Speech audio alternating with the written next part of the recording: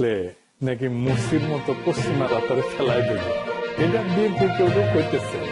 কথাটা যখন ভাড়ায় বলতেছে তা না, ঘটনা তো একটা ঘটিছেই। মুর্শির মিশরের গল্প দেওয়া শুরু করবে যেন বুঝতে সুবিধা হয়। মুর্শি কে? মোহাম্মদ মুর্শি 2012 থেকে 13 সালে কয়েক মাসের জন্য সেই আরব বসন্তের পরে মিশরের নির্বাচিত প্রেসিডেন্ট। তার দল মুসলিম ব্রাদারহুড, জামাতের মতোই একটা ইসলামী দল ছিল। এই মুর্শিরা ফেলায় দেয় আর তারপরে মৃত্যুদণ্ড দেয়, জেলে ভরে। তারপরে আবার পুনর্বিচার চলাকালীন সময়ের মধ্যে তার মৃত্যু ঘটে। মিশরের মুসলিম ব্রাদারহুড খুবই জনপ্রিয় রাজনৈতিক দল ছিল, সমাজের গভীরে তার বিস্তৃতি ছিল, অনেক পুরান আর ঐতিহ্যবাহী সংগঠন ছিল। তার উপরে মুসলিম ব্রাদারহুডের জামাতের মতো 71-এর কালিমা ছিল না। তারপরেও তারা তাদের পতন ঠেকাইতে পারেনি। কেন পারেনি? মুসলিম ব্রাদারহুড কেন তাদের পতন ঠেকাইতে পারেনি, এইটা জানা দরকার। জামাত ইসলামী বাংলাদেশে ভোটে জিতে যদি সরকার গঠন করে, তারপরে কি করলে টিকে থাকতে পারবে আর কি করলে মুর্শির মতো হুড়মুড় কইরা পড়ে যাবে, সেটা একটু বিস্তারিত বুঝে দেখা দরকার। আসেন সেটা একটু বুঝে দেখি। রাষ্ট্র চালানোর সময় শুধু ধর্মের কথা বললেই হয় না, ক্ষমতার ভাষাও জানতে হয়। বিশ্ব রাজনীতি একটা হাট বাজারের মতো। যার পকেটে বেশি টাকা, যার হাতে পুলিশ, যার মিডিয়া, সাহিত্য, স্কুল, ইউনিভার্সিটির দখল, সেই সত্য বয়ান তৈরি করে। সেই বলে সত্য কোনটা, সে বলে সন্ত্রাসী কে, কে বলে কোনটা ঠিক কোনটা বেঠিক, এই সবকিছুই ঠিক করে।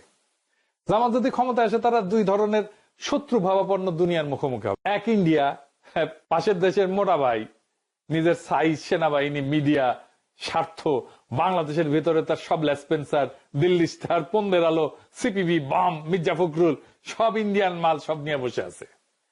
আর পশ্চিম, আমেরিকা, ইউরোপ, যারা টাকা দেয়, আন্তর্জাতিক মিডিয়া চালায়, বিশ্বব্যাংক, IMF চালায়, জাতিসংঘ চালায়, যুদ্ধ করে, নিষেধাজ্ঞা দেয়।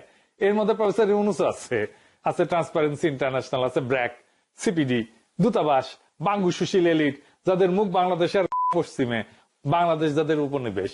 এদের সাথে বিএনপির আন্ডারস্ট্যান্ডিং হয়ে গেছে, তারা নাকি বিএনপির ক্ষমতায় দেখতে চায়।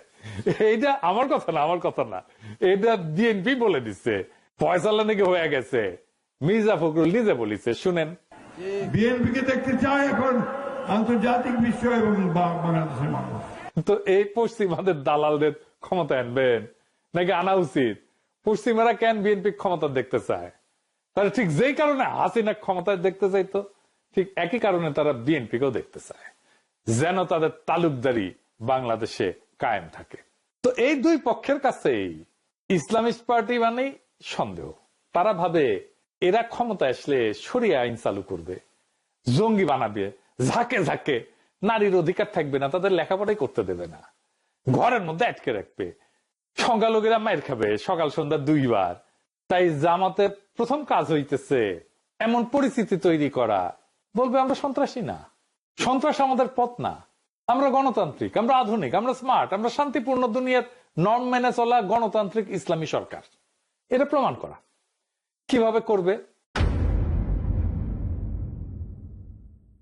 প্রথম কৌশল হইতে হবে একটা ফ্রন্টের মাধ্যমে ক্ষমতায় যাওয়া। একা একা ক্ষমতায় যাওয়ার সক্ষমতা থাকলেও না যাওয়া ক্ষমতায়। ঠিক যেমন ছাত্র শিবির ছাত্র সংসদগুলোতে নির্বাচন করছে, শিবিরের নামে না, কিন্তু ঐক্যবদ্ধ শিক্ষার্থী জোট নামে ভোট করছে। জামাতকেও এরকম একটা জোটের মাধ্যমে ভোটে নামতে হবে। নাম হইতে পারে ধরেন জাতীয়তাবাদী ফ্রন্ট। এইখানে জামাতের সাথে জামাতের বাইরের ফোর্স এককভাবে ডিল করলে এটা হবে না, কালেকটিভ ভাবে ডিল করতে হবে। তাহলে সমানে সমানে ঐক্য হবে। এই ঐক্য হবে চার্টারের ভিত্তিতে, সিটের জন্য না। জামাতের বাইরে জামাতের সাথে যারা থাকতে পারে তারা হইতেছে ধরেন এবি পার্টি, যদিও এই পার্টির নাম শুনলে জামাতের গায়ে সিরবির সিরবির করবে, আমাদের দল থেকে বের হয়ে যায় পার্টি করেছে। তারপরে ধরেন আপ বাংলাদেশ, রাষ্ট্রচিন্তা, ইনকিলাব মঞ্চ, এমনকি এনসিপি। এইটাকে জামাতের সরকার তখন আর কেউ বলতে পারবে না। জামাতকে সিগনিফিকেন্ট সংখ্যায় বিশ্বসেরা একাডেমিশিয়ান, ইকোনমিস্ট, প্রফেশনাল, নারী, সংখ্যালঘু, লেখক, শিল্পীকে মন্ত্রিসভায় নিতে হবে। এই মন্ত্রিসভা আগে ঘোষণা করে দিতে হবে, সারা দুনিয়া দেখবে এই সরকার বাংলাদেশের স্মার্টেস্ট মালগুলো দিয়ে তৈরি, মাল মাক্কন লোক দিয়ে তৈরি। এই জামাতের বাইরের শক্তি জামাতের ডিফেন্সিভ শিল্ড হয়ে দাঁড়াবে। এবারে আসেন আমরা মুর্শির ভুলগুলো কি কি সেটা দেখি। কি কি ছিল তার ভুল? মুর্শিরে যেভাবে ফেলা হয়েছে, আপনি খেয়াল করলে দেখবেন একই কাজ প্রফেসর ইউনূসের বিরুদ্ধে করা হয়েছিল, প্রফেসর ইউনূস টিকে গেছে, কিন্তু জামাত ইসলাম এই একই কাজ করলে টিকবে কিনা সন্দেহ আছে। আমি এক এক করে বলবো, মিলাই দেখেন। মূলত 4টা বড় কারণে মুরসির পতন হয়েছে। 1 নাম্বার, রাষ্ট্রযন্ত্র পুরোপুরি তার বিপক্ষে ছিল। মানে মিশরের প্রশাসন, বিচার বিভাগ, পুলিশ, সেনাবাহিনীর বড় অংশ দশকের পর দশক ধরে মিলিটারি এলিটদের হাতে ছিল। বাঙ্গুল্যান্ড যেভাবে সিভিল মিলিটারি ব্যুরোক্রেসি আর এলিটদের হাতে। মুরসি নির্বাচিত হইলেও এই রাষ্ট্রযন্ত্রগুলো তাকে মানতে চায়নি। সেনাবাহিনী তাকে সন্দেহ করত, মনে করত যে এই ইসলামপন্থী সরকার তাদের ক্ষমতা কমাবে। বিচার বিভাগ পুরানা শাসকদের অনুগত ছিল। আদালত মুরসির অনেক সিদ্ধান্ত বাতিল করে দেয়। পুলিশ ইচ্ছে করে আইন শৃঙ্খলা নষ্ট হইতে দিত, যাতে জনগণ মুরসির উপরে বিলা হয়ে যায়। মুরসি প্রেসিডেন্ট ছিল, কিন্তু তার হাতে প্রশাসনের কোনো কন্ট্রোল ছিল না।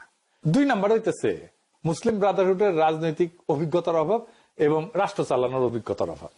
এই সংগঠনটা দীর্ঘদিন গোপনে বা আন্ডারগ্রাউন্ডে ছিল। নির্বাচনী রাজনীতি বা রাষ্ট্র চালানোর অভিজ্ঞতা একেবারেই ছিল না বলতে গেলে। অতিরিক্ত দ্রুত নিজেদের লোক বসানোর চেষ্টা করছিল বিভিন্ন জায়গায়, এবং অন্য রাজনৈতিক দলগুলোকে যারা তাদের মিত্র হইতে পারত তাদেরকে যথেষ্ট সম্পৃক্ত না করে এই কাজগুলো শুরু করছিল। এবং এই জন্য শাসন কাজে অভিজ্ঞ আমলাতন্ত্রকে সে সামাল দিতে পারেনি। এতে করে মনে হয়েছে যখন নিজেদের লোক বসাইতে চাইছে, মনে হয়েছে মুরসি সবকিছু দখল করতে চায়। বাস্তবতা হয়তো পুরোপুরি সেটা ছিল না, কিন্তু জনমনে এই ভাবমূর্তিটা তৈরি হয়েছিল। 3 নম্বর হইতেছে অর্থনৈতিক সংকট। মানুষ প্রচন্ড বিলা হয়ে গেছে। মুরসির সময় জ্বালানির সংকট হয়, বিদ্যুতের লোডশেডিং হয়, খাবারের দাম বাড়ে, পর্যটন খাতে ধস নামে। এই সমস্ত কারণে সাধারণ মানুষের হাতে টাকা পয়সা কমে যায়, সাধারণ মানুষের জীবন দুর্বিষহ হয়ে ওঠে, এবং লোকজন বলা বলি শুরু করে মুরসি ক্ষমতায় এসে কিছুই ঠিক করতে পারতেছে না। বাস্তবে কিন্তু অনেক সমস্যা তার আগের সরকার রেখে গেছে, কিন্তু দোষটা তাকেই নিতে হয়েছে। 4 নাম্বার হইতেছে যে মুরসির বিরুদ্ধে বিরোধী দল, সেনাবাহিনী এবং পুরনো শাসক গোষ্ঠী একসাথে জোট বেঁধে ফেলে। এই একই ঘটনা ঘটতে পারে জামাত ক্ষমতায় আসলে। বিএনপি, সেনাবাহিনী, আওয়ামী লীগ একসাথে জোট বেঁধে ফেলতে পারে। মুরসির বিরুদ্ধে তামারাদ নামে একটা আন্দোলন তৈরি হয়, যার পেছনে অর্থ, লোকজন সব দেয় পুরনো শাসকদের ব্যবসায়ী গোষ্ঠী এবং সেনাবাহিনী। তারা মানুষের অসন্তোষকে বড় কইরা প্রচার করে, মিডিয়া দিন রাত মুরসির বিরুদ্ধে ক্যাম্পেইন চালায়, শেষে লাখো মানুষকে রাস্তায় নামানো হয়। এইটাকে অজুহাত করে সেনাবাহিনী বলে দেশে বিশৃঙ্খলা তৈরি হয়েছে, তাই আমরা ক্ষমতা নিতেছি। এইভাবে 2013 সালের 3রা জুলাই মুরসিকে সরায় ফেলা হয়। আন্তর্জাতিক রাজনীতিরও ভূমিকা ছিল।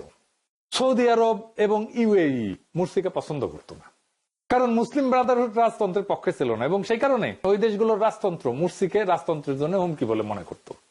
এটা ছাড়াও ইসরায়েল মুসলিম নীতিকে সন্দেহের চোখে দেখত, দেখাটাই স্বাভাবিক। যদিও আমেরিকা মুরসি এবং সেনাবাহিনীর 2 পক্ষকে খুশি রাখতে চাইছিল, কিন্তু শেষ পর্যন্ত সেনাবাহিনীর দিকে ঝুঁকে যায়।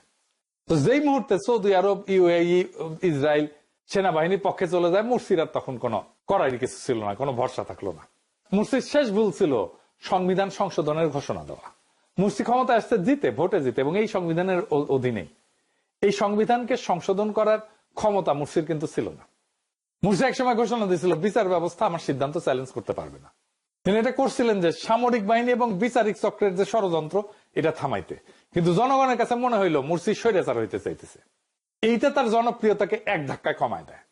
দলের বাইরে যে জনসমর্থন ছিল সেটা চলে যায় তার পিছন থেকে। তার ফলে মুরসি নির্বাচিত হইলেও রাষ্ট্রের বাস্তব ক্ষমতা তার হাতে ছিল না, আর তাই টিকে থাকতে পারেনি। তাইলে জামাত যদি বাংলাদেশে ক্ষমতায় আসে, মুরসির পতন থেকে কি কি শেখা দরকার? জামাত যদি ক্ষমতায় আসে, মুরসির পতন এড়ানোর কয়েকটা কৌশল তাকে নিতে হবে। তাকে 3টা মাঠে খেলতে হবে: রাষ্ট্রযন্ত্র, বৈদেশিক শক্তি এবং সমাজ, দেশের ভেতরে। এই 3টাতে সঠিকভাবে খেলতে হবে। খেলা হবে, সেই খেলাটা খেলতে হবে। 1 নম্বর হইতেছে ভিতরের মাঠ, রাষ্ট্রযন্ত্র, সেনাবাহিনী, পুলিশ, আমলা, বিচার বিভাগ। এটা সবচেয়ে ঝুঁকিপূর্ণ জায়গা। বাংলাদেশের রাষ্ট্রযন্ত্র নিজেদের মতো করে একটা রাষ্ট্র, তার একটা ডিপ স্টেট আছে, এই রাষ্ট্রের একটা স্টেক আছে। এদের সাথে ভুলভাবে ডিল করলে যে কেউ পড়ে যাবে। প্রথম, সেনাবাহিনী। সেনাবাহিনীকে কিভাবে ডিল করতে হবে? এটা ঠিক আমরা জানি সেনাবাহিনীর মধ্যে জেনারেল আছে যারা গুমখুনের সাথে যুক্ত ছিল। এটা পুরোপুরি পরিষ্কার না। এই সত্য মেনে নিয়েই কৌশল নিতে হবে। সেনাবাহিনীর মধ্যে 3 ধরনের জেনারেল আছে। এক হচ্ছে অপরাধে জড়িত, গুমখুনের দায়ে ভয় পায় এই জন্য। 2 নাম্বার হাসিনার অনুগত, রাজনৈতিকভাবে পক্ষপাত দুষ্ট। আর 3 নাম্বার পেশাদার অফিসাররা, এরা দায়িত্বশীল, শান্ত। ভুল কৌশল হবে একসাথে সবাইকে শত্রু ভাবা এবং একসাথে সবাইকে শাস্তি দিতে যাওয়া। এতে 1 নাম্বার এবং 2 নাম্বার গ্রুপ ভয় পেয়ে বিরোধী ফ্রন্ট তৈরি করে ফেলবে, এটা বিপজ্জনক। এইটার জন্য একটা ইনোভেটিভ কৌশল নিতে হবে। এটাকে বলা যেতে পারে ধরেন just transition for security sector. 3টা ধাপে এটা কাজ করা যেতে পারে। যারা অপরাধ করছে তাদের জন্য ট্রুথ অ্যান্ড অ্যাকাউন্টেবিলিটি কমিশন করা যেতে পারে। এটা প্রফেসর ইউনূস করতে পারতো, করে নাই, কারো কথা শুনে না তো সে। দক্ষিণ আফ্রিকার মতো ট্রুথ কমিশন করা যেতে পারে। গুম খুন দুর্নীতির কথা প্রকাশ করলে শাস্তি কম হবে, সম্পূর্ণ দায় ঢাকা যাবে না, কিন্তু সফট ল্যান্ডিং এর একটা ব্যবস্থা থাকবে। অপরাধীরা তখন আপনার বিরুদ্ধে যুদ্ধ করবে না, নিজেদেরকে বাঁচানোর জন্য সহযোগিতা করবে। 2 নাম্বার হইতেছে যারা হাসিনার অনুগত জেনারেল, তাদের ডিপলিটিসাইজেশন করতে হবে। তাদের সরাসরি বাইর করে দেওয়া যাবে না, বরং নন অপারেশনাল পোস্টিং, যেমন ডিফেন্স কলেজে প্রশিক্ষণ, বিদেশে মিশন, এই সমস্ত জায়গায় তাদেরকে পোস্টিং দিয়ে দিতে হবে এবং ধীরে ধীরে নতুন প্রফেশনাল নেতৃত্ব গড়ে তুলতে হবে এবং পেশাদার অফিসারদের উন্নত অবস্থান নিশ্চিত করবে। বাজেট বাড়াইতে হবে, প্রশিক্ষণ দিতে হবে, আধুনিক অস্ত্র শস্ত্র যন্ত্রপাতি এটা দিতে হবে, টেকনোলজি দিতে হবে। সেনাবাহিনী যেন আবার কখনো মনে না করে যে মুজিবের মতো রক্ষী বাহিনীর মতো একটা দলীয় মিলিশিয়া তৈরি করবে না। স্পষ্ট বার্তা দিতে হবে দলীয় মিলিশিয়া না, রাষ্ট্রীয় সেনাবাহিনী দেশের প্রতিরক্ষার কেন্দ্র। রক্ষী বাহিনী করা কিন্তু মুজিবের সবচেয়ে বড় ভুল ছিল এবং এটা পুনরাবৃত্তি করা যাবে না। রক্ষী বাহিনী 2 কারণে আত্মঘাতী ছিল। সেনাবাহিনী মনে করলো সরকার তাদের মাথার উপরে নিজস্ব বাহিনী বসে, আর 2 নাম্বার হইতেছে রক্ষী বাহিনী বেশি বাজেট পাচ্ছে, তারা বেশি সুযোগ সুবিধা পাচ্ছে। তারপরে হইতেছে ধরেন আমলা, পুলিশ, পুরো সিস্টেম, এটাকে যদি একবারে বদলাইতে যায় অর্থনীতি থেমে যাবে। বাংলাদেশের প্রশাসন দুর্নীতিগ্রস্ত, কিন্তু একদিনে সব সরাইতে গেলে দেশ থমকে যাবে। এখানে যে কৌশল নেওয়া যেতে পারে, ধরেন 2 লেয়ার রিফর্ম মডেল নেওয়া যেতে পারে। 1 নাম্বার হইতেছে যারা হাই করাপশন অফেন্ডার, যারা একেবারে পচা, এদের দ্রুত বিচার করা। যারা কোটি কোটি চুরি করছে, ক্রসফায়ার গুমে জড়িত ছিল, তাদের দ্রুত বিচার করা। বিশেষ ট্রাইব্যুনাল, সেখানে আন্তর্জাতিক পর্যবেক্ষক থাকবে এবং ন্যায় বিচার নিশ্চিত করা হবে। এতে জনগণ খুশি, প্রশাসনও ভয় পাবে। 2 নাম্বার মিডিল এবং লোয়ার টায়ার কর্মকর্তা, যারা অতখানি দুর্নীতিতে যুক্ত ছিল না এবং বাধ্য হয়ে হাসিনার পক্ষে কাজ করতে হয়েছে, তাদের রিওরিয়েন্টেশন করতে হবে এবং পারফরমেন্সের কন্ট্রাক্টের ভিত্তিতে তাদের চাকরিটা রাখতে হবে, যেন দুর্নীতির সুযোগটা কমে এবং স্বচ্ছতা বাড়ানো যায়। এবং কি পারফরমেন্স ইন্ডিকেটর ভিত্তিক পদোন্নতির ব্যবস্থা করতে হবে। যারা শত্রু না তাদেরকে শত্রু বানানো যাবে না। 2 নাম্বার, যেটাকে আমি বলছি বাইরের মান, ইন্ডিয়া, পশ্চিম দুনিয়া, চীন, আরব, তুরস্ক কেন সেটার আলাপে আসতেছি পরে। এদের সাথে কিভাবে ডিল করবে? ধরেন ইন্ডিয়া আমাদের প্রতিবেশী হিসেবে থাকবে, আমি তো দেশকে তুলে নিয়ে অন্য জায়গায় যেতে পারবো না। ইন্ডিয়ার সাথে আমাদের একটা ডিলিংসটাকে, এটাকে খুব মেটিকুলাসলি এটাকে আমাদের ব্যালেন্স করতে হবে। ভারতের ভয়টা আমাদেরকে জানতে হবে। ভারত জামাতকে কিভাবে, কি কারণে ভয় পায়? 3টা কারণে ভয় পায়। একটা হচ্ছে তারা মনে করে যে তাদের পাকিস্তান ঘেঁষা ভাবমূর্তি আছে, সীমান্তে চরমপন্থার ভীতিতে আছে তাদের, ভারতের মুসলিম রাজনীতিতে প্রভাব ফেলবে জামাত ইসলাম জিতে যায় যদি, এটা একটা ভয়। এইখানে একটা স্ট্র্যাটেজিক ব্যালেন্সের কৌশল নিতে হবে। আমি মনে করি এখানে মমতা ব্যানার্জির সাথে একটা সম্পর্ক তৈরি করতে হবে। মমতার ভোটের মূল শক্তি কিন্তু মুসলিম ভোট। মমতাকে আমরা আস্থায় নিতে পারলে, ইকোনমিক সম্পর্ক তৈরি করতে পারলে পশ্চিমবঙ্গের সাথে, এটাই আমাদের ভারতের মধ্যে আমাদের স্বার্থ রক্ষা করবে। যদি জামাত মানবাধিকার, গণতন্ত্র, সহাবস্থান, অর্থনৈতিক উন্নয়নের ভাষা গ্রহণ করে এবং বাংলাদেশ ভারত সম্পর্ককে শান্তিপূর্ণ রাখার প্রতিশ্রুতি দেয়, তাহলে পশ্চিমবঙ্গ মুসলিম ভোট ব্যাংকের মধ্যে একটা সফট সিম্প্যাথি তৈরি হতে পারে। এই সিম্প্যাথেটিক ক্লাইমেট বাংলাদেশের জন্য উপকারী হবে। ভাষা ব্যবহারের ক্ষেত্রে শান্ত ভাষা ব্যবহার করতে হবে। আপনি আরএসএস, বিজেপি, হিন্দুত্ববাদী রাজনীতির সমালোচনা করেন, মুসলিম কোপানোর রাজনীতির সমালোচনা করেন, কিন্তু অ্যাজ এ হোল ভারত বিরোধী, যুদ্ধোন্মাদ কোন ভাষা, রেটরিক এটা ব্যবহার করা যাবে না। আপনি কঠিন দাবি তোলেন কূটনীতিতে, যেমন পানি নিয়ে দাবি তোলেন, পানির হিস্সা নিয়ে দাবি তোলেন, সীমান্ত হত্যা নিয়ে দাবি তোলেন, বাণিজ্যের ভারসাম্য নিয়ে দাবি তোলেন এবং এইটাকে ইনস্টিটিউশনাল ডিপ্লোমেসি দিয়ে আপনি ডিল করেন। মানে আমরাও তো রাষ্ট্র হিসাবে cross border network, cross border সন্ত্রাসী যদি থাকে সেটাও তো আমরা হইতে দিতে পারি না। আমরা তো শান্তিপূর্ণ সীমান্ত চাই, আমরা তো সীমান্তে কোনো অপরাধ চাই না, আমরা তো সীমান্তে চোরাচালান চাই না, আমরা সীমান্তে কোনো সন্ত্রাসী কর্মকাণ্ডও চাই না। এইখানে 2 পক্ষেরই একটা আস্থার জায়গা তৈরি করতে হবে। এর বাইরে পশ্চিম, ইউরোপিয়ান ইউনিয়ন, আমেরিকা, এদের ভয় একটাই যে তালিবান হয়ে গেল কিনা। তারা 3টা জায়গায় টেস্ট করবে এটা। সংখ্যালঘুদের অবস্থা কেমন, নারীদের অবস্থা কেমন, বিরোধী দল বা মিডিয়ার অবস্থা কেমন। যদি জামাত এখানে ভুল করে বসে, তৎক্ষণাৎ এই পশ্চিমা মিডিয়া বলে বসবে বাংলাদেশ আর একটা তালেবান রাষ্ট্র হয়ে গেছে। এর ফলে কি হবে, IMF ওয়ার্ল্ড ব্যাংক টাকা বন্ধ করে দেবে, ইউরোপিয়ান ইউনিয়নের জিএসপি সুবিধা ঝুলে যাবে, রপ্তানি পড়ে যাবে ধপাস করে, অর্থনীতি ক্র্যাশ করবে এবং তার ফলে সরকার পড়ে যাবে। সমাধান খুব সহজ, নির্বাচন থাকবে, নিশ্চয়তা থাকবে, বিরোধী দল থাকবে, আদালত স্বাধীন থাকবে, সংখ্যালঘুদের নিরাপত্তা হবে রাষ্ট্রের দায়িত্ব, নারীরা শিক্ষা, চাকরি বাকরি, স্বাস্থ্য এবং এখানে সমানাধিকার অক্ষুণ্ণ থাকবে। এখানে বলতে হবে আমরা নিয়মতান্ত্রিক ইসলাম চাই এবং তার সাথে আমরা গণতন্ত্রও চাই। এই মডেল পশ্চিম কিন্তু স্বীকার করে। এরপরে আসে তুরস্কের প্রশ্ন। তুরস্ক কেন বাংলাদেশের জন্য কৌশলগতভাবে গুরুত্বপূর্ণ? অনেকে ভাবে যে তুরস্ক অনেক দূরের দেশ, কেন এত গুরুত্ব? তুরস্ক বাংলাদেশের জন্য গুরুত্ব 5টা কারণে। একটা হচ্ছে এটা মধ্যমপন্থী ইসলামের মডেল, এখানে ইসলাম আছে, গণতন্ত্র আছে, আধুনিকতা আছে, পশ্চিমের সাথে বোঝাপড়া আছে। বাংলাদেশ এই মডেল দেখাইতে পারে। তুরস্কের বিশাল ডিফেন্স ইন্ডাস্ট্রি আছে, ড্রোন, নৌবাহিনীর টেকনোলজি, সাইবার ডিফেন্স। আমরা আমাদের ডিফেন্স পারচেজের জন্য ভারত বা চীনের উপরে নির্ভরতা ছাড়াই আর একটা শক্তিশালী পার্টনার খুঁজে নিতে পারি। তুরস্ক আরব দুনিয়াতেও পরিচিত মুখ, পশ্চিমেও পরিচিত মুখ, গ্রহণযোগ্য মুখ। তুরস্ক এরপরে পশ্চিমা সামরিক জোট ন্যাটোর সদস্য, আবার মুসলিম বিশ্বের নেতৃত্বও আছে। চমৎকার ব্যালেন্স করে চলতেছে। তুরস্কের এই মডেলটা আমাদের ফলো করা খুব জরুরি। তুরস্কের সাথে আমাদের একটা হিস্টোরিক সিলসিলা আছে, মানে আমাদের আধুনিক বাংলা সালতানাত যেটাই বলি সেটা তুর্কি বিজয় থেকে শুরু হয়েছে। তুরস্কের সাথে আমাদের একটা ঐতিহাসিক সিলসিলা আছে। এরকম দেশ আমাদের পক্ষে কথা বললে পশ্চিমারও রাগ করবে না, আরবরাও করবে না। এছাড়াও বাংলাদেশের অভিবাসী শ্রমিকদের সুরক্ষা দিতে পারে তুরস্ক, কারণ মধ্যপ্রাচ্যে তুরস্কের ইনফ্লুয়েন্স আছে। সে এমনকি রোহিঙ্গা ইস্যুতে বড় ভূমিকা রাখতে পারে, মানবিক নেতৃত্ব দিতে পারে। এটি তুরস্কের গুরুত্ব। এরপরে আছে ঘরের মাঠ। আসেন সেটা একটু বুঝে দেখি। ঘরের মাঠে থাকবে বিএনপি, বাম, সংখ্যালঘু, নারী, মিডিয়া। সেটা কিভাবে সামলাবে? বিরোধীদের স্পেস দিতে হবে, তাদের কথা বলা বন্ধ করা যাবে না, তাদের উপরে নিপীড়ন চালানো যাবে না, কারণ শেষ মুহূর্তে তারাই রক্ষা কবচ হয়ে দাঁড়াবে। মুরসির পতনের দিনে দেশের কোন বিরোধী দল তাকে রক্ষা করেনি। বাংলাদেশেও তাই হবে যদি জামাত সব দলকে নিষিদ্ধ করে, শত্রু বানায়, বা তাদেরকে কথা বলতে না দেয়, তাদেরকে স্পেস না দেয়। কৌশল হবে ওপেন পলিটিক্স, জিরো রিভেঞ্জ। বিরোধী দল চলবে, টক শোতে মত বলবে, যা খুশি তাই বলবে, গালাগালি করবে, সমালোচনা করবে, একদম কোথাও কোনো সেন্সর নাই। গ্রেপ্তার করা যাবে না, মুখ চেপে ধরা যাবে না। আপনি যদি বিরোধী দলের বিরোধী মতকে রক্ষা করেন, আগামীকাল তারা বিদেশি চাপে আপনাকে রক্ষা করবে। বিএনপি প্রকাশ্যে শত্রুতা করতেই পারে, কারণ তাদের আমরা জিতবো এরকম একটা মানসিকতা আছে। হেরে গেলে একটা বিশাল শক হবে তাদের জন্য। এখানে তো 3 ধরনের সমস্যা হবে আর কি। বিএনপি যদি হেরে যায়, তারা ভাবে যে তারা ক্ষমতা তাদেরই প্রাপ্য। তারা যদি হারে, তাদের কর্মী সমর্থকরা ধরে নেবে যে চুরি হয়েছে, প্রতারণা করছে আমাদের সাথে।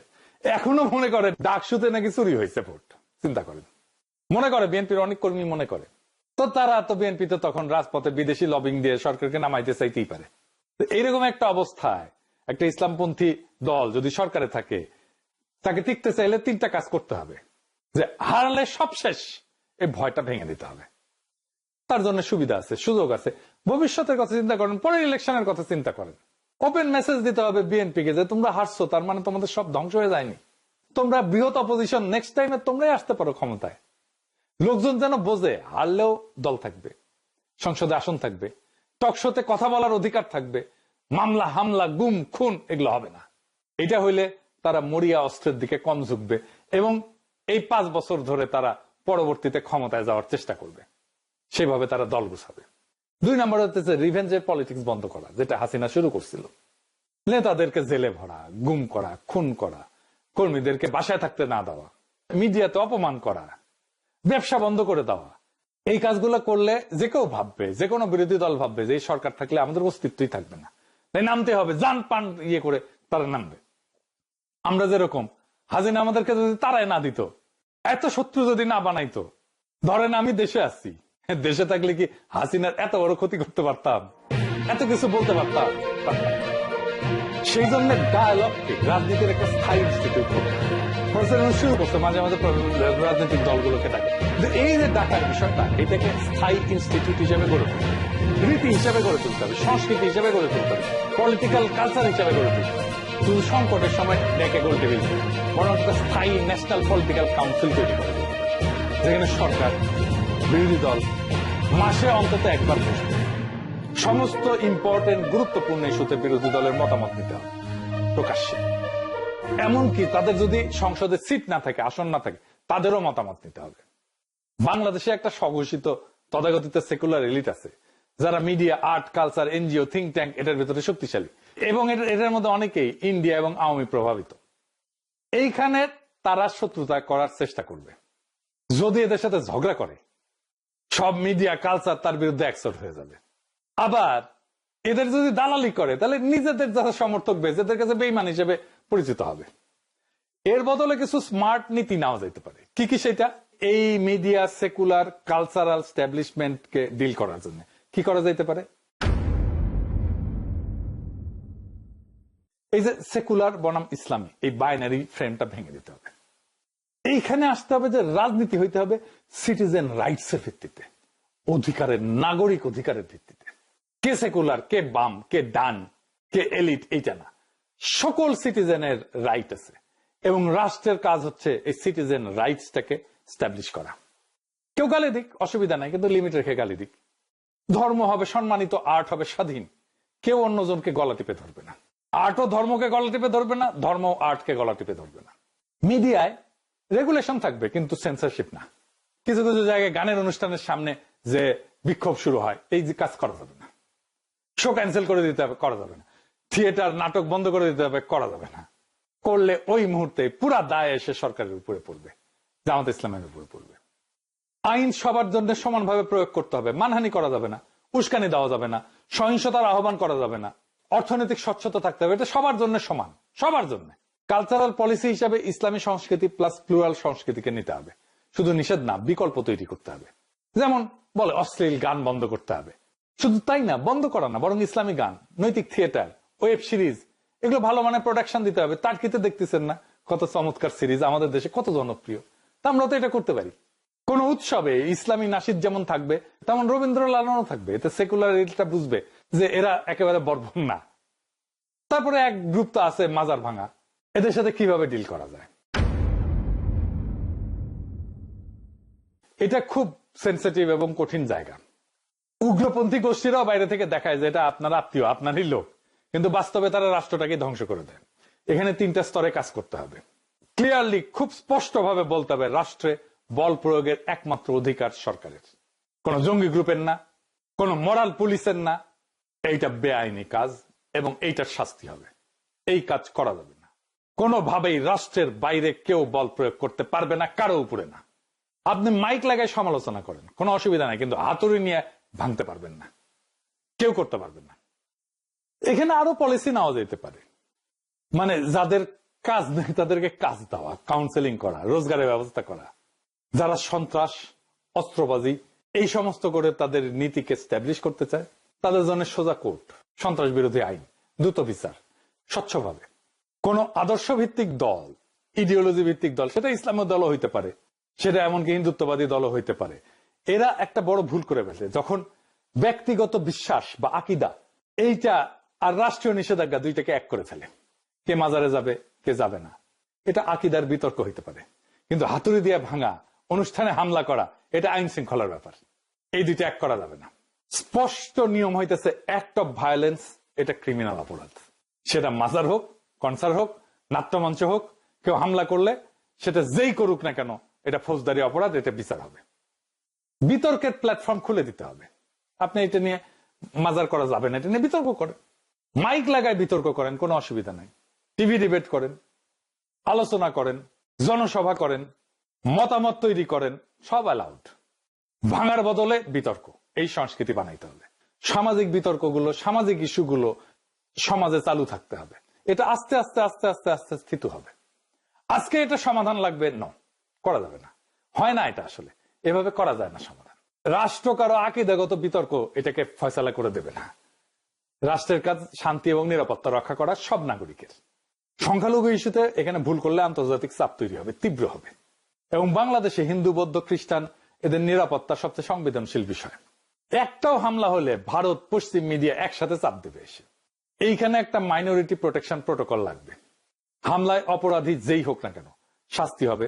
সংখ্যালঘু নির্যাতন, মন্দির ভাঙা, উপাসনালয় ভাঙা, এটা জিরো টলারেন্স। এবং সংখ্যালঘুদের সরকারের দৃশ্যমান ভূমিকা থাকতে হবে। এইবার পাগলরে সাঁকো নাড়ানোর কথা মনে করাই দিলাম কিনা আল্লাহ জানে। জামাত আমার কোন সাজেশন না নিলেও এই সাজেশনটা নিতে পারে আগ্রহ নিয়ে। হ্যাঁ, আর অখণ্ড ভারতের সৈনিক গোবিন্দ প্রামাণিককে মন্ত্রী বানিয়ে দিতে পারে। আপনাদের তো চিন্তা যে জামাত মদ খাইতে দিবে কিনা, আমার চিন্তা জামাত গোবিন্দ প্রামাণিককে মন্ত্রী বানিয়ে দেয় কিনা। এইবার আসেন নারীর প্রশ্ন। বাংলাদেশের শহুরে নাগরিকদের, বিশেষ করে এলিট সম্প্রদায়ের তিনটা ভয়। মানে জামাত ক্ষমতা আসলে পোশাক নিয়ন্ত্রণ করবে কিনা নারীদের, নারীরা চাকরি করতে পারবে কিনা, মদ টদ আবার খাইতে দিবে কিনা, বিনোদন টিনোদন এগুলো বন্ধ করে দিবে কিনা। এইটা জামাতকে স্পষ্ট করতে হবে। তবে আমি কিছু কৌশল বলে দিতে পারি আর কি, জেনারেল কৌশল হিসেবে। যেমন ধরুন পোশাকে, ইসলামের পোশাকের নির্দেশ তো শালীনতা, এবং এই শালীনতা এটা সামাজিক গ্রহণযোগ্যতার বিষয়, সামাজিক উৎসাহের বিষয়। সমাজ শালীনতার উৎসাহ দেবে, এটাকে প্রমোট করা হবে। কিন্তু পোশাক পুলিশিং এটা নিষিদ্ধ। সরকারি ভবনে শালীন পোশাক পরবে, এটা অফিসিয়াল কোড। বেসরকারি জীবনে স্বাধীনতা থাকবে, কোনো জোর থাকবে না। নারীর চাকরি, শিক্ষা এই সমস্ত নিয়ে তো প্রশ্ন আসার কথাই নাই, কারণ ইসলামে নারীর শিক্ষা এবং উপার্জন নিষিদ্ধ না, বরং উৎসাহ দেওয়া হয়। নারীর শিক্ষা, স্বাস্থ্য, চাকরিতে সমান সুযোগ, নিরাপদ পরিবহন, কর্মক্ষেত্রে হয়রানির বিরুদ্ধে কঠিন আইন থাকতে হবে এবং সেটা প্রয়োগ থাকতে হবে। এইবার আসেন মদের প্রশ্ন আর কি। এইটাই তো কিছু করার নাই। হ্যাঁ, কিন্তু বাংলাদেশে অমুসলিম আছে, পর্যটক আছে, তারা আসে। সো মুসলিমদের জন্য এটা তো নিষিদ্ধ করা ছাড়া কোনো উপায় নাই, তাই না? মানে আমার মজাই লাগতেছে, অমুসলিমদের জন্য লাইসেন্স টাইসেন্স দিতে হবে।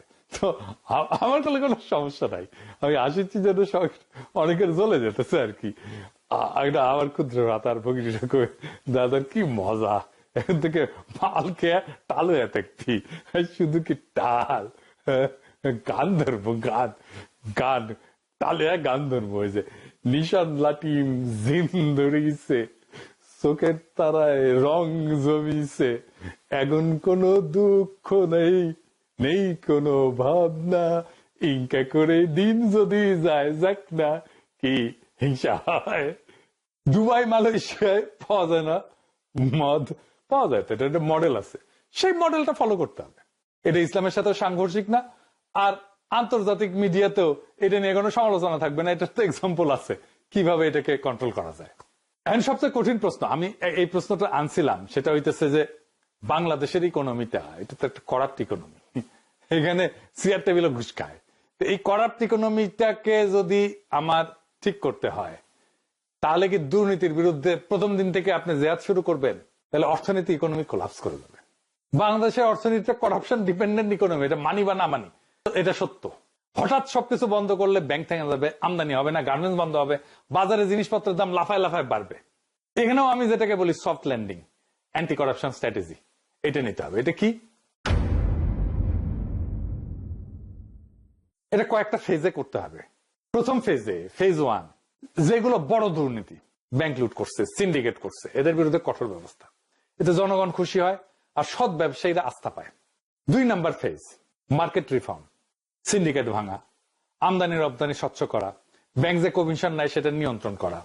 3 number phase, structural reform, tax system সহজ করা, ডিজিটাল লেনদেন বাড়ানো, সরকারি কেনাকাটায় স্বচ্ছতা আনা, হঠাৎ ধাক্কা দিয়ে না, ধীরে ধীরে দীর্ঘমেয়াদী কৌশল নিয়ে এই দুর্নীতিটা কমাইতে হবে। এটা ছাড়া ধরেন বিদেশি গোয়েন্দা সংস্থা, স্পেসিফিক্যালি এদের তো একটা ইন্টেলিজেন্স একটা কাজ করে, বাংলাদেশের মধ্যে অন্তর্ঘাত করে, আমরা বুঝতে পারি। এটাকে কিভাবে সামলানো যায়, এরা কাজ করে কিভাবে। এরা যেমন মিডিয়াতে আছে কিছু ব্যক্তি এবং প্রতিষ্ঠান, যেমন ধরেন এই এনাস আলমগীর, এনাস মানে বুঝেন তো, তারপরে আব্দুল তুষার, এই ধরনের লোকজনদেরকে দিয়ে, তারপরে পন্দের আলো, ডেইলি স্টার, এগুলো তো আছে।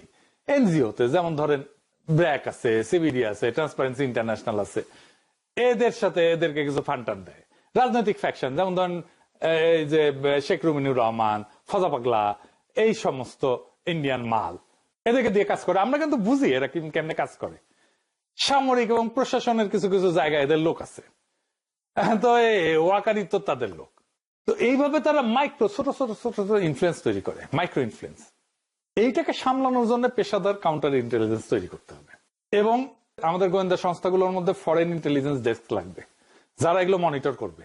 কাদের সাথে বিদেশি যোগাযোগ আছে, কারা বিদেশি রাষ্ট্রের স্বার্থ রক্ষা করে খুঁজে বের করতে হবে এবং তাদের কাজগুলো মনিটর করতে হবে। বিদেশি ফান্ড দেখবে, মিডিয়া ইনফ্লুয়েন্স দেখবে, এটার অপারেশন দেখবে, রাজনৈতিক পার্টি কানেকশন গুলো দেখবে, বের করবে। এবং আমাদের রাষ্ট্রযন্ত্রের ভেতরের যে কাঠামোগত দুর্বলতা আছে এটা কমাইতে হবে। বিদেশি প্রভাব, বিদেশি ইন্টেলিজেন্স এটা ঢোকে সাধারণত যেখানে লোকজন অর্থের দুর্নীতিগ্রস্ত, আদর্শে ফাঁকা, রাষ্ট্রের উপরে বিশ্বাস নাই। তাই করাপশন কমলে এদের অ্যাক্সেসটা এমনিতেই কমে যাবে। সেনাবাহিনী, ব্যুরোক্রেসি, মিডিয়া, একাডেমিয়া সবার মধ্যে একটা ন্যাশনাল ইন্টারেস্টেড বোধ তৈরি করতে হবে। এটাই আসল প্রতিরক্ষা। আর ভারতকে একটা বার্তা দিতেই হবে যে আমরা তোমাদের বিরুদ্ধে ক্যাম্পেইন করতে চাই না, তোমরাও আমাদের আভ্যন্তরীণ রাজনীতিতে হস্তক্ষেপ করবে না। ধরেন ইন্ডিয়াকে একটা প্রপোজাল দেওয়াই যেতে পারে যে আমরা ক্রস বর্ডার চোরা কারবার এটাকে জিরো করবো। এটাতে তাদেরও লাভ, আমাদেরও লাভ। রাজনীতি কেবল ভোটের খেলা না, ভোটের হিসাবও না। রাজনীতি হইতেছে রাষ্ট্রকে বাঁচানো এবং তাকে অগ্রসর করার শিল্প। মুরসি ভোটে জিতছিলেন কিন্তু টিকতে পারেননি, কারণ তিনি বুঝতে পারেননি যে ক্ষমতার মাইক্রোফোন হাতে পেলেই ক্ষমতা পাওয়া যায় না। ক্ষমতা টিকে থাকে রাষ্ট্রযন্ত্র, জনগণ, প্রতিবেশী, বৈশ্বিক শক্তি, এই চারটা চাকার উপরে। একটা চাকা নষ্ট হইলেই গাড়ি উল্টে যায়। এটা মিশরে ঘটছে, এটা ইতিহাসের কথা। আজ বাংলাদেশের এই রাজনৈতিক যুদ্ধক্ষেত্রে যারা বলে যে জামাত ক্ষমতায় আসলে মুরসির মতো ফেলাই দেবে পশ্চিমে, তারা কিন্তু শুধু ভয় দেখাচ্ছে না, তারা ইতিহাসের আয়না ধরতেছে। কিন্তু ঘটনা এটা যে ভাগ্যকে কিন্তু বদলানো যায়, ইতিহাসকেও বদলানো যায় যদি ভুলকে ভুল হিসাবে স্বীকার করে আগেই তার ওষুধটা তৈরি করে ফেলা যায়। এই দেশের রাষ্ট্রযন্ত্র, এই দেশের প্রশাসন, এই দেশের গোয়েন্দা, এই দেশের মধ্যবিত্ত, এই দেশের সেকুলার কালচারাল এলিট, এই দেশের প্রতিবেশী ভারত, এই দেশের বৈশ্বিক শক্তি, এদের কারো হাতেই কোনো জাদুর কাঠি নাই। তাদের কাছে শক্তি হয়তো আছে, কিন্তু শক্তি মানেই নিয়তি না। নিয়তি গড়ে ওঠে সঠিক রাজনৈতিক প্রজ্ঞা দিয়ে। যে সরকার ক্ষমতা এসে বলবে আমরা প্রতিশোধ নেব না, আমরা রাষ্ট্র বানাবো, এবং সত্যিকার অর্থে সেই কাজে হাত লাগাবে, সেই সরকারকে কেউ ফেলতে পারবে না। যে সরকার বলবে আমরা ইসলাম মানি, আমরা ন্যায়, ইনসাফ, শালীনতা, করুণা, সহনশীলতা, এই চারটা নীতির বাইরে যাব না, সেই সরকারকে তালেবান, উগ্র, ফ্যাসিস্ট কোন লেভেল কেউ কখনো দিতে পারবে না। যে সরকার বলবে সংখ্যালঘু আমার নাগরিক, নারী আমার নাগরিক, বিরোধী দল আমার নাগরিক, এমনকি যে আমাকে ভোট দেয়নি সেও আমার নাগরিক, সবার স্বার্থ রক্ষা করাই আমার রাষ্ট্রীয় দায়িত্ব, সেই সরকারকে ফেলার মতো শক্তি এই পৃথিবীতে নাই। যে সরকার বলবে রাষ্ট্রের নিরাপত্তা বাহিনী একমাত্র বল প্রয়োগকারী শক্তি, সে সরকারের বিরুদ্ধে কোনো উগ্রপন্থী নেতা, কোনো মাজার ভাঙার দল, কোনো বিদেশি ইন্টেলিজেন্স কিছুই দাঁড়াইতে পারবে না। যে সরকার বলবে যে আমরা বিশ্বর সাথে ব্যালেন্স করে শান্তির সাথে আগাবো, সে সরকারকে কেউ আলাদা করতে পারবে না। যে সরকার বলবে গুম খুনের অপরাধীর বিচার হবেই, কিন্তু পুরো বাহিনীকে শত্রু ভাববো না, সে সরকার টিকে থাকবে। যে সরকার বলবে দুর্নীতি আমরা বন্ধ করব কিন্তু অর্থনীতি বন্ধ করে না, সফট ল্যান্ডিং দিয়ে আমরা এটাকে সামলাবো, সে সরকার জনগণের সাথে থাকবে। যে সরকার বলবে মরাল পুলিশিং না, নারীর শিক্ষা, চাকরি, নিরাপত্তা অক্ষুণ্ণ থাকবে, রাষ্ট্র হবে ইনসাফ, ন্যায়, সংযম, শালীনতা এবং স্বাধীনতার মিশ্রণ, সেই সরকারকে পশ্চিমারাও ফেলতে পারবে না। আর ইন্ডিয়া তো দূর কি বাত। মুরসির পরিণতি অনিবার্য ছিল না, কিন্তু তার ভুল তাকে দুর্বল করছে। দুর্বল সরকারকে সবাই ফেলে দিতে চায়, কিন্তু স্মার্ট সরকার, বুদ্ধিমান সরকার, ইনসাফ এবং ন্যায়কে কায়েম করার সরকার, এমন সরকারকে ফেলা যায় না। বাংলাদেশের আগামীর পথ খুব স্পষ্ট। বাংলাদেশ কোনো উগ্রবাদী পথ নেবে না, বাংলাদেশ কোনো প্রতিশোধের পথ নেবে না, বাংলাদেশ কোনো অধর্মের পথ নেবে না। এই দেশ নেবে ইনসাফের রাজনীতি, সংযমের রাষ্ট্র, সাম্যের সমাজ এবং মর্যাদার কূটনীতি। যেই দল এই পথ নেবে সেই দল টিকে থাকবে, তাকে ফেলানোর ক্ষমতা কারণ। যেই দল এই পথ নেবে না সেই দল পড়বে, ইতিহাসের আস্থা করেই পড়বে। ইতিহাস আমাদের সামনে দরজা খুলে দিচ্ছে। এখন দরকার সঠিক সিদ্ধান্ত, দরকার প্রজ্ঞা, দরকার সহনশীলতা, দরকার আত্মবিশ্বাস। আর একটা বাক্য মনে রাখা দরকার, ক্ষমতায় যাওয়াই বড় কথা, ক্ষমতায় টিকে থাকাটাই বড় কথা। এটাই ইতিহাসের প্রকৃত পরীক্ষা, এবং আমরা বাংলাদেশের জনগণ এই পরীক্ষায় এবার পরীক্ষা